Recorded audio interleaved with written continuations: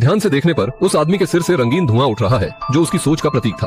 बचपन से लेकर अब तक शाओ दो की हर सोच का आभास होता था, इसलिए वह अपने विचार छुपाने में असमर्थ था। उसने गलती से ओल्ड ब्लैक पर शक किया, जिसके परिणाम स्वरूप ओल्ड ब्लैक ने उसे मुक्का मार दिया। ओल्ड ब्लैक हमेशा से शाओ दो को कमजोर समझता था, इसलिए उसने इस घटना पर ज्यादा ध्यान नहीं दिया।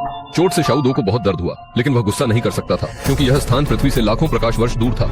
इस ग्रह के हर व्यक्ति को यह विचित्र समस्या थी कि उनके विचार दूसरों के लिए दृश्य और श्रव्य होते थे और कोई इस रहस्य को नहीं समझ पाया। शाओ दो एक ऐसे गांव में रहता था जहां महिलाओं की भारी कमी थी। गांव के पुरुष अक्सर आपस में भिड़ते थे क्योंकि उनके विचार छुपाए नहीं जा सकते थे। आखिरकार वे समस्या के समाधान के लिए लड़ाई का सहारा लेते।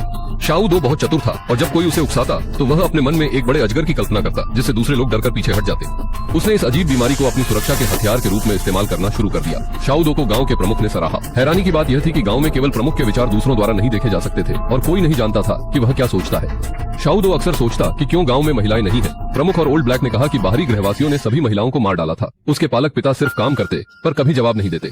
शाओ दो इस जगह से तंग आ चुका था। वह बाहर की दुनिया देखना चाहता था। उसी दिन उसने एक अजनबी को देखा। हाँ, इतने सालों में उसने कभी कोई अजनबी नहीं देखा था।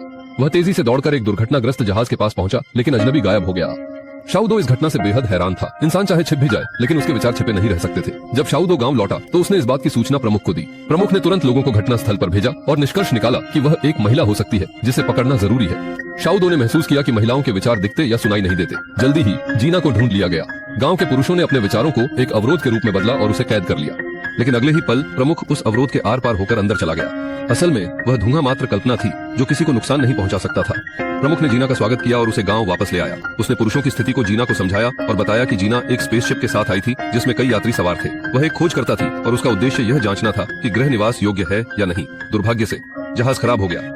जहाज के अंदर सभी मारे गए, लेकिन वह अकेली बच गई। इस गांव में जीना पागल होने की कगार पर पहुंच चुकी थी। भले ही वह एक कमरे के अंदर हो, उसे आदमियों के विचार सुनाई देते। क्या हमें इस बाहरी इंसान को मारना चाहिए? मैं उससे शादी करना चाहता हूँ आदि। सबसे ज्यादा डरावना यह था कि वह प्रमुख के विचार नहीं सुन सकती थी। उसने महसूस किया कि यहाँ ज्यादा समय तक रहना ठीक नहीं होगा। एक दिन प्रमुख ने सबको सभा के लिए बुलाया। उसने पाया कि प्रमुख का बेटा गलती से बम विस्फोट कर बैठा और इसी अफरा तफरी में जीना वहाँ से भाग निकली।